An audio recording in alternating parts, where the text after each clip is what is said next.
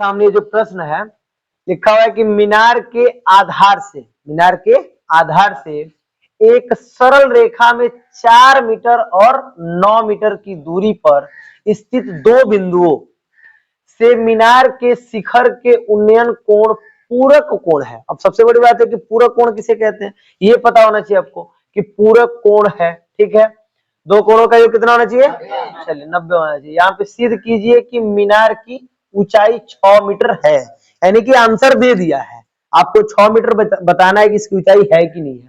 अब सबसे पहले हम इस सवाल को कैसे सॉल्व करेंगे, तो मैं बताऊं ऊंचाई और दूरी का जो सवाल होता है उसमें सबसे पहले आपको फिगर ड्रा करना होता है। फिगर ड्रा करना सीख गए तो कोई दिक्कत नहीं है। ठीक है, मान लेते हैं थोड़ी देर के लिए कि एक मीनार है यहाँ पे, ठीक है, और ये कितने ऊंचाई का है, h ऊंचाई का।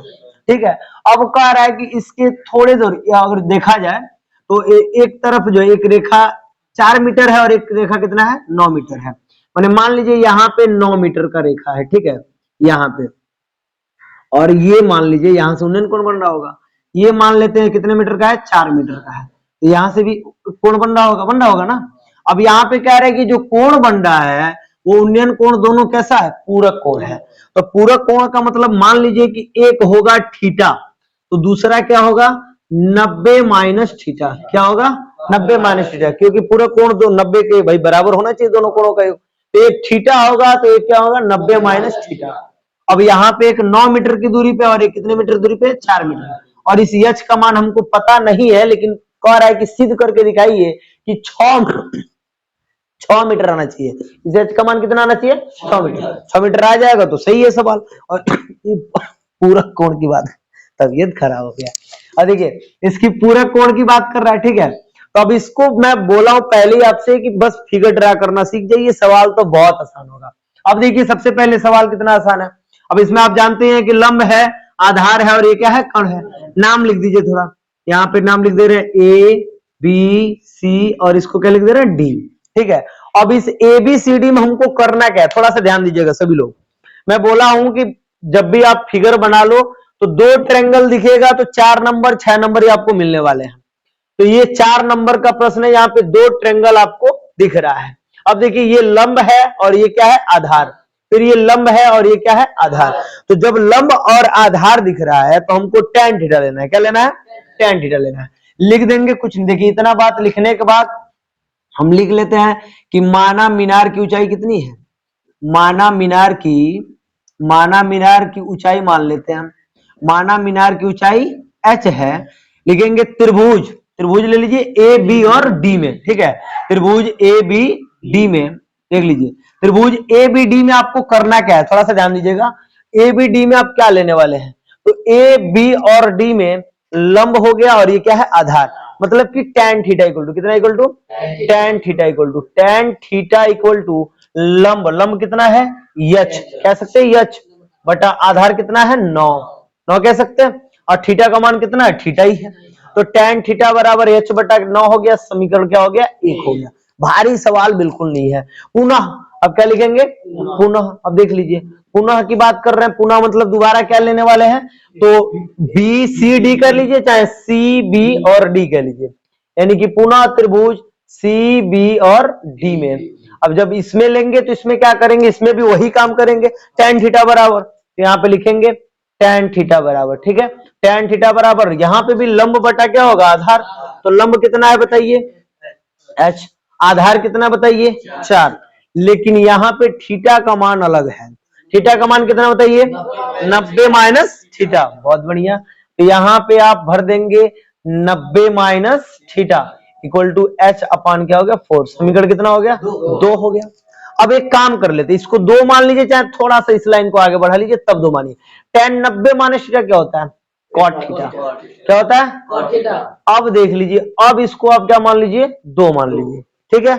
अब देखिए यहां भी आपको यश दिख रहा है, यहां भी यश दिख रहा है, सब कुछ सेम दिख रहा है। एक काम कर लेते हैं, समीकरण 1 और समीकरण 2 का मल्टीप्लाई करा लेते हैं, कितना आसान है देख लीजिए। यहाँ पे कुछ नहीं करना, मैं यहाँ पे बस बता दे रहा हूं, लिखेंगे तब समीकरण 1 और 2 को गुणा कराने पर, ठीक है, क्या कर लेंगे, गुणा करने पर, गुणा करा लीजिए आपस में, तो ये मिल जाएगा आपको tan थीटा और इनटू में क्या मिल जाएगा आपको cot थीटा। इक्वल टू में क्या मिल जाएगा बताइए, h अपान 9 और गुणे h बट्टा कितना हो गया 4 हो गया ना। अब देखिए tan थीटा का अपोजिट क्या होता है, 1 अपान कॉट थीटा होता है कि नहीं होता है, तो 1 अपान कॉट थीटा, ठीक है। और यहाँ पे इंटू में पहले से क्या दिया है कॉट थीटा, h का h में गुणा करेंगे h स्क्वायर बटा 9 चौको 36, कॉट से कॉट क्या हो गया, बहुत बढ़िया। और देखिए यहाँ पे क्या बचा 1 बराबर एच स्क्वायर बटा 36, 36 इधर आएगा 36 से कम में 36 बराबर एच स्क्वायर, अब वर्ग से वर्गमूल कट जाएगा यानी कि 6, एच बराबर क्या आ गया 6। तो प्रूफ हो गया। ये हमसे कह रहा था कि प्रूफ करके दिखाइए कि एच बराबर 6 आएगा कि नहीं आएगा, तो आएगा कि नहीं आएगा बताइए, कोई दिक्कत है किसी को, चलिए उतार लीजिए जल्दी, आप लोग स्क्रीनशॉट ले लीजिए इसका, चलिए फाइनल कीजिए।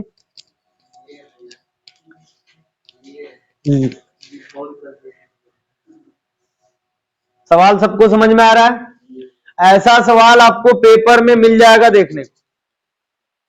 चलिए जल्दी उतार लीजिए ताकि मैं वो दूसरा नंबर सवाल बता दूं, और ये 4-4 नंबर का सवाल है, ध्यान रखिएगा। इसमें आपको 3 करने हैं, यानी अभी तक मैं 20 नंबर का आपको बहुविकल्पी, 10 नंबर का खंडवा और ये पढ़ा दिया, तो ये 4-3 12 नंबर हो गया, तो 12 और 10 22 और 20 42 नंबर कंप्लीट हो गया। इतना तैयार कर लीजिए, 42 नंबर तो फिट हो गया आपका।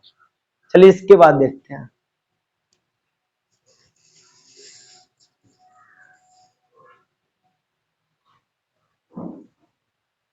मिटाते हैं इसको।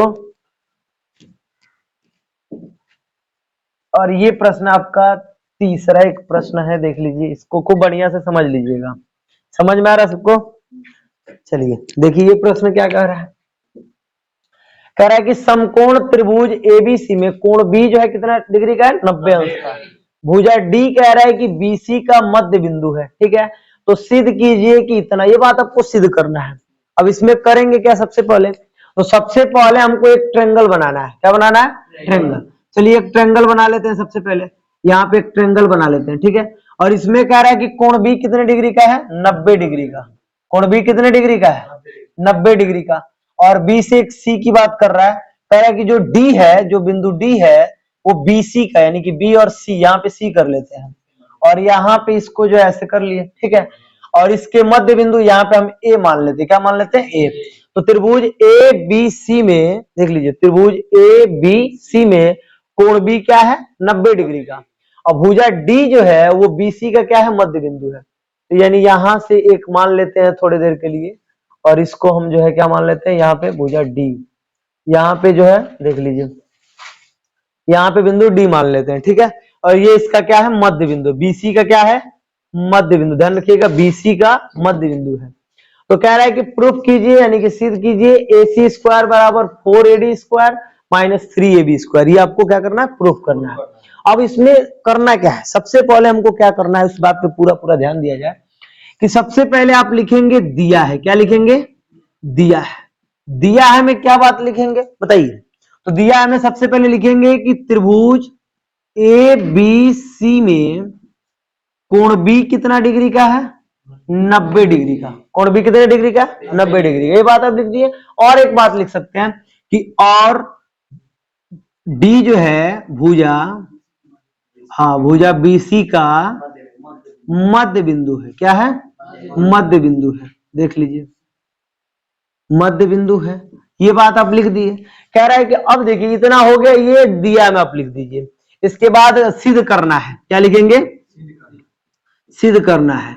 सिद्ध क्या करना है बताइए तो थोड़ा, तो सिद्ध करना है आपको, ये जो सिद्ध करना है जितना दिया है उसको लिख दीजिए।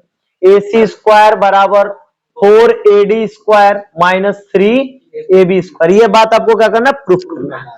इसके बाद आप एक रचना लिखेंगे, क्या लिखेंगे रचना। रचना आपने क्या किया बताइए, तो रचना आपकी है कि A से बिंदु D मिला है ना जी, यानी A से बिंदु A से D को मिलाया, A से D को मिलाया। चलिए ये बात लिख दिया, रचना भी लिख दिए। अब इसके बाद आप लिखेंगे उपपत्ति, क्या लिखेंगे उपपत्ति, यानी कि आप यहां से प्रूफ करना शुरू कर रहे हैं, ठीक है। तो प्रूफ करने से पहले एक बात बताइए, ये आपको समकोण दिख रहा है त्रिभुज, और समकोण त्रिभुज के लिए पाइथागोरस ने प्रमेय, पाइथागोरस का प्रमेय आपको पता होगा। उपपत्ति में हम सबसे पहले बात लिख रहे हैं पाइथागोरस के प्रमेय से, अब पाइथागोरस के प्रमेय क्या कहता है भाऊ? तो कर्ण का स्क्वायर जो है लंब का और आधार के स्क्वायर के वर्गों का योग के बराबर होता है। यानी कि आप कह सकते हैं कि AC का स्क्वायर बराबर AB का स्क्वायर अब प्लस क्या हो जाएगा? BC का स्क्वायर। ये कह सकते हैं आप, बिल्कुल कोई दिक्कत नहीं है। तो इतना आप जानते हैं, ठीक है। अब चलिए थोड़ा सा स्टार्ट करते हैं यहां से, इसकी सेटिंग क्या दे रहा है। अब थोड़ा सा देखिए, ये जो आपको कर्ण दिख रहा है ना, इसी के सेम जैसे ये भी कर्ण दिख रहा है ना, इसको थोड़ा सा हटा दीजिए, इस ट्रायंगल को ध्यान दीजिए, यानी कि त्रिभुज AB और D में, इसमें ABD में, AB और D में, तो यहां भी तो ये 90 डिग्री का है, यहां भी तो कोण B क्या है? समकोण है। तो यहां भी तो कर्ण का वर्ग बराबर ये सब बात होगा। तो चलिए इसको थोड़ा लेते हैं, कर्ण का वर्ग। कर्ण यहाँ पे क्या है? AD। तो कर्ण है यहाँ पे AD का वर्ग बराबर, ये आधार ले लेते हैं AB, क्या लेते हैं? AB का वर्ग, ठीक है। अब प्लस इसको तो BD, क्या लिखते हैं इसको? BD का वर्ग। अब एक बात बताइए, ये जो BD है वो किसका आधा है? BC का। बोला ना, BC का मध्य बिंदु कौन है? D है। तो BD जो है ये किसका आधा है? BC का। एक काम करते हैं, यहाँ पे देखिए, AD का होल स्क्वायर बराबर AB का होल स्क्वायर बराबर, ठीक है, प्लस यहाँ पे सोचिए थोड़ा, B और D किसको कह सकते हैं? BC का आधा कह सकते हैं। यानी कि हम कह रहे हैं, देख लीजिए, BC का आधा कह दिए, कोई दिक्कत है? ये लिख सकते हैं कि नहीं लिख सकते? लिख सकते हैं। इसका स्क्वायर है तो दोनों पे स्क्वायर होगा, 4p वो होगा ना जी। तो ये देखिए, AD का स्क्वायर बराबर, यहाँ पे AB का स्क्वायर बराबर, प्लस देखिए BC का स्क्वायर, अब बटा क्या हो? 2 दूनी 4। अब ये 4 जो हो गया, अगर जो लॉसा लेंगे तो यहां भी 4 जाएगा ना। अब देख लीजिए, AD का स्क्वायर, ठीक है, बराबर ये चला गया यहाँ पे, यानी कि 4AB का स्क्वायर हो जाएगा। अब प्लस यहाँ पे क्या है? BC का होल स्क्वायर, अब बटा पूरे का क्या हो गया? 4। अब इधर भाग में इधर जाके क्या कराएगा? गुणा। चलिए अब यहाँ पे आ जाते हैं, गुणा कैसे कराएगा इस बात को थोड़ा ध्यान देते हैं। अब ये जाके गुणा करा रहे हैं यहाँ पे, यानी कि 4AD का होल स्क्वायर बराबर, यहाँ पे क्या बचा है? 4AB का होल स्क्वायर, ठीक है। अब प्लस यहाँ पे क्या बचा है? BC का होल स्क्वायर। बहुत बढ़िया। अब थोड़ा सा ध्यान देना, हमको प्रूफ क्या करना है। तो प्रूफ में हमको ध्यान दीजिएगा कि प्रूफ में AC का स्क्वायर बराबर ये सारा प्रूफ करना है, ठीक है। अब एक हम काम करते हैं, क्या करते हैं? थोड़ा सा ध्यान दीजिएगा, 4AD का स्क्वायर बराबर, ठीक है, इस 4AB को आप 3AB का स्क्वायर प्लस AB का स्क्वायर लिख सकते हैं कि नहीं? बताइए, लिख सकते हैं। ये मैंने क्यों लिखा है? क्योंकि 3AB को देखते हुए मुझे जो प्रूफ करना है उस चीज को मैं देख लिया कि 3AB प्रूफ करना है, तो मैं 4AB स्क्वायर को 3AB square plus AB square लिख सकते हैं। अब प्लस क्या दे दिया है? BC का होल स्क्वायर। चलिए ठीक, यहाँ BC का स्क्वायर दे दिया, ठीक है। अब एक बात बताइए, इसमें देखिए 4AD स्क्वायर, तो यहाँ पे 4AD स्क्वायर दिख रहा है ना, 3AB स्क्वायर माइनस में दिख रहा है, मैंने इसको हम बराबर के इधर ला दें, 4AD square minus 3AB square बराबर आ गया कि नहीं आ गया? आ गया। अब देखिए थोड़ा सा इसको थोड़ा सा ध्यान देते हैं, बराबर इधर क्या बचा? AB square plus BC square. कोई दिक्कत है किसी को? अब आइए समीकरण 1 मैं आपको दिखा रहा हूं पाइथागोरस के प्रमेय से। ये जो था समीकरण 1 था, ये क्या था? समीकरण 1 था। समीकरण 1 को ध्यान से देखिए, AB का स्क्वायर प्लस BC का स्क्वायर बराबर क्या था? AC का स्क्वायर। तो यहां भी AB का स्क्वायर प्लस BC का स्क्वायर बराबर क्या कह सकते हैं?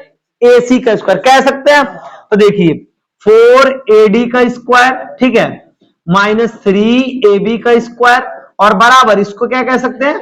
AC का स्क्वायर। ये आपका क्या हो गया? इतनी सी। कोई दिक्कत है बताइए किसी को? प्रूफ हो गया कि नहीं हो गया? तो बिल्कुल आसान है, नोट कीजिए इसको। चलिए जल्दी से नोट कर लीजिए, बहुत ही आसान क्वेश्चन है। आप सभी इसका स्क्रीनशॉट ले लीजिए।